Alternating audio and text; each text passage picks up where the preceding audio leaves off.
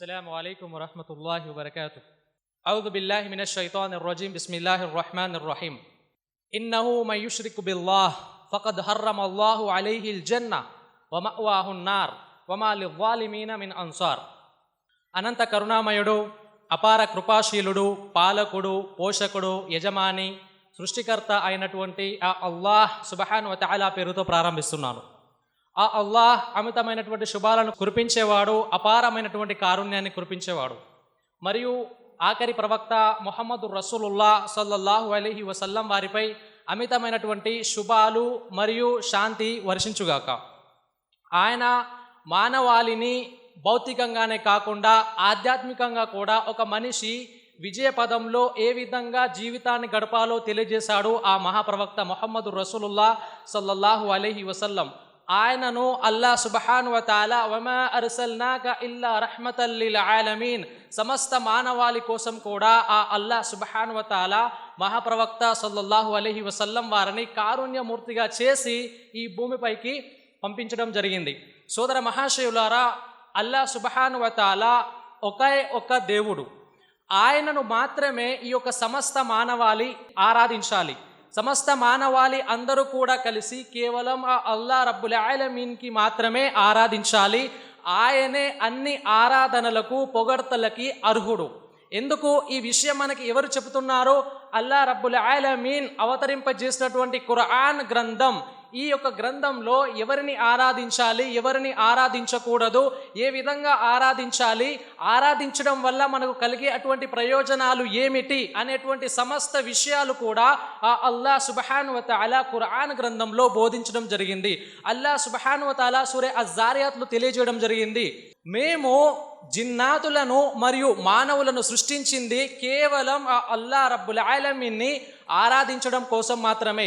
అల్లాహ్ సుబ్హానహు వ తఆలా ఈ యొక్క ఆయత్ ద్వారా మన యొక్క జీవిత లక్ష్యాన్ని పూర్తి చేసేసాడు. కానీ మనం ఏం చేస్తున్నాము అని అంటే, కేవలం మన యొక్క లక్ష్యం ఈ యొక్క ప్రపంచాన్ని స్థాపించడం కోసం, ప్రపంచంలో మనం ఏదో సంపాదించడం కోసం వచ్చాము అన్నట్టుగా మనం ఈ యొక్క జీవితాన్ని గడుపుతున్నాం. అల్లాహ్ సుబ్హానహు వ తఆలా ఈ యొక్క గ్రంథం ద్వారా మనకు తెలియజేసేది ఏమిటి? కేవలం అల్లాహ్ను ఆరాధించాలి.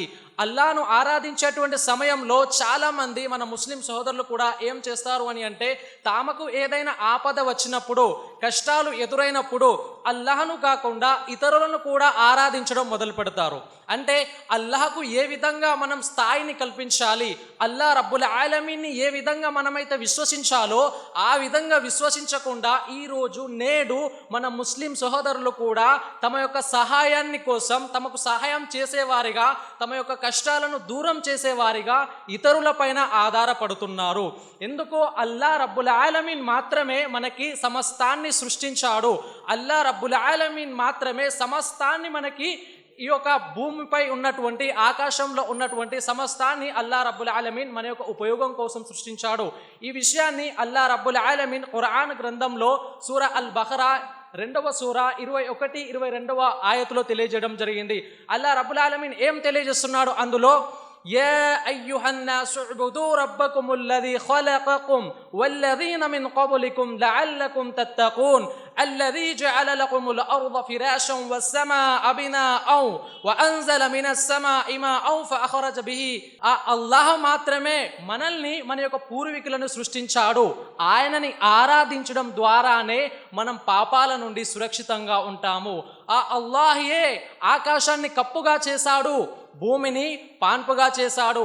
ఆకాశం నుంచి వర్షాన్ని కురిపించి భూమిపైన అల్లాహ్ సుబ్హానహు వ తఆలా పంటలను పండిస్తున్నాడు. దాని ద్వారా మనం ఉపాధిని పొందగలుగుతున్నాము.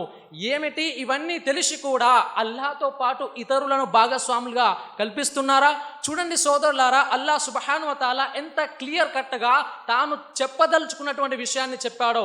అల్లాహ్ మాత్రమే మన యొక్క పూర్వీకులని, మన యొక్క తాతలను, వారి యొక్క తాతలను, చివరగా ఆదం అలైహిస్సలాం, మొట్టమొదటి మానవుడైనటువంటి ఆదం అలైహిస్సలాం నుండి మొదలుకొని నేడు ఎంతమంది అయితే ఉన్నారో అంతమందిని సృష్టించింది ఆ అల్లాహ్యే.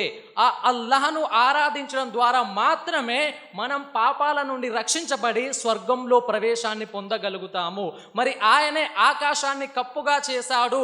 ఆకాశం నుంచి వర్షాన్ని కురిపించి భూమిలో పంటలను పండింపజేస్తున్నాడు. ఆ పంటల ద్వారా ఈరోజు మనం భోజనం చేయగలుగుతున్నాము, ఈరోజు మనం మంచి మంచి దుస్తులను ధరించగలుగుతున్నాము, మనం ఒక మంచి లగ్జరియస్ లైఫ్ని లీడ్ చేయగలుగుతున్నాము అని అంటే అల్లా రబ్బుల్ ఆలమీన్ మనపై కురిపించినటువంటి కారుణ్యం. ఈ విషయాలన్నీ తెలిసి కూడా ఈరోజు మానవునికి చిన్న కష్టం వచ్చినా కూడా ఓర్చుకోకుండా అల్లా సుబ్హానహు వ తఆలాతో పాటు వేరే ఒకరిని భాగస్వామ్యం చేస్తూ ఇతరులపైన ఆధారపడి వారిని సహాయం అడుగుతున్నారు. ఈరోజు చూడండి, ఆరోగ్యం బాగా లేనట్లయితే హాస్పిటల్స్ తిరిగి వెళ్తాడు, రకరకాలుగా అతని ఆరోగ్యాన్ని బాగు చేసుకోవడానికి ప్రయత్నం చేస్తాడు. ఎక్కడికి వెళ్ళినా కానీ తన యొక్క ఆరోగ్యానికి ఎలాంటి నయం దొరకదు. చివరగా ఏం చేస్తాడు, ఇంటి పక్కన వారు లేదంటే తన యొక్క చుట్టాల వారు ఫలానా జగా వెళ్ళండి, ఫలానా దర్గాకు వెళ్ళండి, ఫలానా బాబా దగ్గరికి వెళ్ళండి, మీ యొక్క సమస్యకు పరిష్కారం దొరుకుతుంది అనగానే ఇవన్నీ ట్రై చేశాం కదా, చివరగా ఇది కూడా ఒకసారి ట్రై చేద్దామేమో అని చెప్పేసి టోపీ పెట్టుకొని గడ్డం పెట్టుకొని మంచి తెల్లటి దుస్తులు ధరించినటువంటి ముస్లిం సహోదరులు కూడా నేడు తాయెత్తులు ధరించి, మంచి నల్లటి తాయెత్తులను ధరించి ఈరోజు బాజారులో తిరుగుతున్నారు. సహోదరులారా, ఆలోచించండి, అల్లా సుబ్హానహు వ తఆలా సృష్టించింది ఎందుకోసం? అల్లా రబ్బుల్ ఆలమీన్ తెలియజేస్తున్నాడు, అల్లదీ ఖలకల్ మౌత వల్ హయాత లియబ్లువకుం అయ్యుకుం అహ్సను అమలా.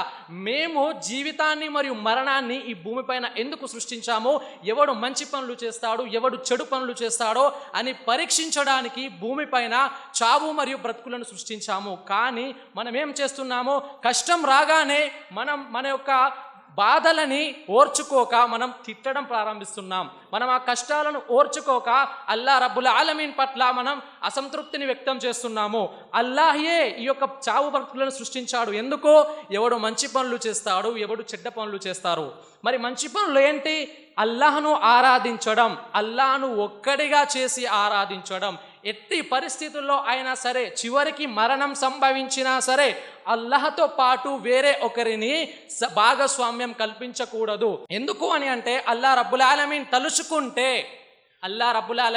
తలుచుకుంటే ఇతర పాపాలను క్షమిస్తాడు. కానీ ఎవడైతే అల్లాహ్తో పాటు షరీక్ చేస్తూ అల్లాహ్తో పాటు భాగస్వామ్యం కల్పించుకుంటూ అతడు మరణించినట్లయితే, అతడు సమాధిలోకి వెళ్ళిపోయినట్లయితే అల్లా రబ్బుల్ ఆలమీన్ ఎట్టి పరిస్థితుల్లో కూడా అతని పాపాలను క్షమించాడు. సోదరులారా, కాబట్టి మనం ఆలోచించాలి. మనం అల్లా రబ్బుల్ ఆలమీన్ ఒక వ్యక్తికి 60 సంవత్సరాల జీవితం, ఒక వ్యక్తికి 30 సంవత్సరాల జీవితం, ఒక వ్యక్తికి 20 సంవత్సరాల జీవితం, ఒక వ్యక్తికి ఒకే రోజు. ఆ అల్లాహే మరి మనలందరినీ కూడా సృష్టించేవాడు. అల్లా రబ్బుల్ ఆలమీన్ సూరా అల్ ఇమ్రాన్ 3వ సూర 6వ వాక్యంలో తెలియజేస్తున్నాడు, హువల్లదీ యుసవ్విరుకుం ఫిల్ అర్హామి కైఫ యషాఉ లా ఇలాహా ఇల్లా హువల్ అజీజుల్ హకీం. ఆయనే మాతృగర్భాలలో మీ రూపురేఖలో తానకు తోచిన విధంగా సృష్టించడం జరిగింది. ఆ అల్లాహ్ మాత్రమే ఆరాధ్య దైవం, ఆ అల్లాహ్ మాత్రమే ఒకే ఒక ఆరాధ్య దైవం, అన్ని ఆరాధనలకు అర్హుడు. ఆయన అత్యంత వివేకవంతుడు, అన్నీ తెలిసినవాడు, శక్తివంతుడు కూడాను. చూడండి సోదరులారా, ఈరోజు మనం ఎంత అందంగా కనిపిస్తున్నామో, ఈ కళ్ళు, ఈ చెవులు, ఈ యొక్క అన్ని మనం మన బాడీలో ఏదైతే టాప్ టు బాటం ఏదైతే అవయవాలు ఉన్నాయో, ఈ అవయవాలన్నీ కూడా మనం ఏ రోజు కూడా అల్లాహ్ దగ్గర మనం అడగలేదు. ఏ రోజు కూడా మన తల్లి గర్భంలో ఉండగా ఓ అల్లాహ్ నన్ను ఈ విధంగా సృష్టించు, అంగవైకల్యం లేకుండా సృష్టించు అని మనం ఏ రోజైనా అడిగామా? లేదు కదా. అల్లా రబ్బుల్ ఆలమీన్ మాత్రమే తనకు తోచిన విధంగా ఈ రోజు మనం భౌతికంగా ఏదైతే మనం కనిపిస్తున్నామో ఇది అల్లా రబ్బుల్ ఆలమీన్ తీర్చిదిద్దినటువంటి శరీరం. ఈ శరీరాన్ని ఇచ్చింది అల్లా సుబ్హానహు వ తఆలా.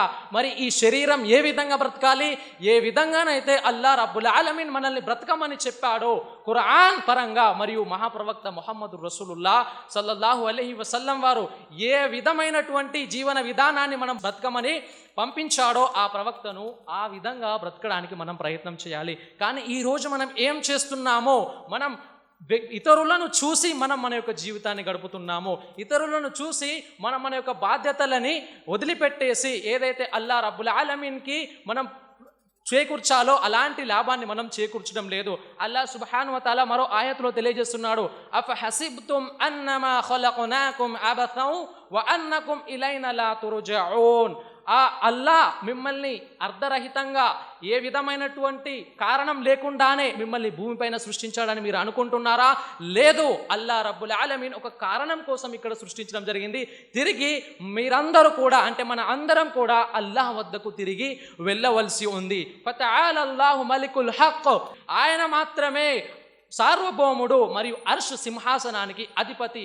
ఆయన తప్ప మరొక ఆరాధ్య దేవుడు లేడు.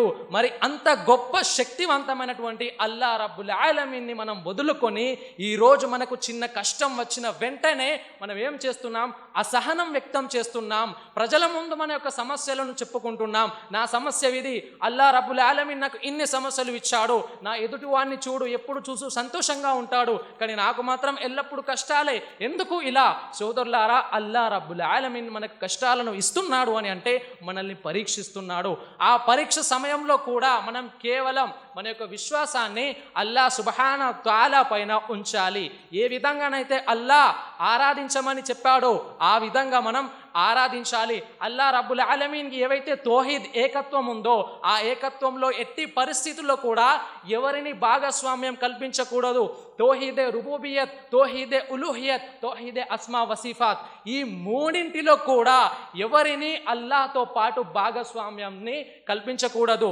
చివరగా తౌహీదే రుబూబియత్, ఈ యొక్క సమస్తాన్ని సృష్టించింది ఆ అల్లాహే అని విశ్వసించడం. ఈ యొక్క సమస్తాన్ని అంటే యూనివర్స్ ఏదైతే ఉందో, ఆ యొక్క గెలాక్సీస్ ఏవైతే ఉన్నాయో వాటి నుంచి మొదలుకొని ఈ భూమిపైన ఉన్నటువంటి ఒక చీమ దాకా ఆ అల్లాహ్నే సృష్టించాడు. మరి రబ్బుల్ ఆలమీన్ సమస్తాన్ని పోషించేవాడు, పాలకుడు ఆ అల్లాహ్ సుబ్హానహు వ తఆలా.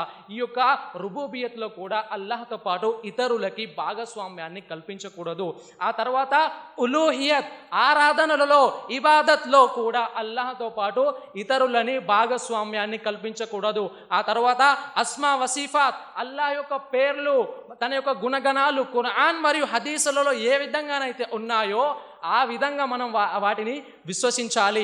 వాటిలో ఇతరులను భాగస్వామ్యాన్ని కల్పించకూడదు. అల్లాహ్ సుబ్హానహు వ తఆలా తెలియజేస్తున్నాడు, వలిల్లాహిల్ అస్మాఉల్ హుస్నా ఫద్ఉ బిహా వదరుల్లదీన యుల్హిదూన ఫీ అస్మాఇహి సయుజ్జౌన మా కాను యఅమలూన్. అల్లాహకు అత్యుత్తమమైనటువంటి పేర్లు ఉన్నాయి. ఆ పేర్లను మీరు ఆయననే పిలువండి, ఆ పేర్లతో పాటు ఇతరులను పిలువకండి. మరియు ఆయన పేర్లలో ఎవరైతే వక్రంగా వాదిస్తారో వారికి తీవ్రమైనటువంటి శిక్ష ఉంది అని అల్లాహ్ సుబ్హానహు వ తఆలా ఖురాన్ గ్రంథంలో తెలియజేస్తున్నాడు. కాబట్టి సోదరులారా, మనం ఎట్టి పరిస్థితుల్లో కానీ ఎలాంటి సిట్యువేషన్లో అయినా కానీ కేవలం ఒక్కడైనటువంటి ఆ అల్లా రబ్బుల్ ఆలమీన్ మాత్రమే ఆరాధించాలి. ఎలాంటి మనకి సమస్య వచ్చినా కానీ మహాప్రవక్త ముహమ్మద్ రసూలుల్లాహ్ సల్లల్లాహు అలైహి వసల్లం తన యొక్క జీవిత కాలంలో ఏ విధంగానైతే సహనం వహించాడో ఆ విధంగా సహనం వహించి మనం మన యొక్క జీవితాన్ని గడిపి సమాధిలోకి వెళ్ళినట్లయితే అల్లాహ్ సుబ్హానహు వ తఆలా తలిస్తే మనం సమాధి యొక్క ఆపదల నుంచి, ఆ తర్వాత ఖయామత్ రోజు, ప్రళయం రోజు ఏదైతే ఆపదలు ఉంటాయో ఆ ఆపదల నుంచి మనం రక్షించబడి స్వర్గంలోకి వెళ్ళడానికి అవకాశం ఉంటుంది. కాబట్టి మీ అందరితో నేను విజ్ఞప్తి చేస్తున్నాను, మనందరం కూడా ఎల్లప్పుడూ తౌహీద్ పైన ఉండాలి. ఆ తర్వాత ఎవరైతే తౌహీద్ పైన లేరో వారిని తౌహీద్ వైపుకి, అల్లాహ్ యొక్క ఏకత్వం వైపుకి పిలవడానికి ప్రయత్నం చేయాలి. అల్లాహ్తో నేను దువా చేస్తున్నాను, అల్లాహ్ సుబ్హానహు వ తఆలా మనందరినీ కూడా ఈమాన్పై, ఇస్లాముపై స్థిరంగా ఉంచుగాక. అల్లాహ్ సుబ్హానహు వ తఆలా మనల్ని మరణించే అంతవరకు కూడా తౌహీద్ పైన స్థిరంగా ఉంచేటువంటి భాగ్యాన్ని ప్రసాదించుగాక. జజాకల్లాహు ఖైర్.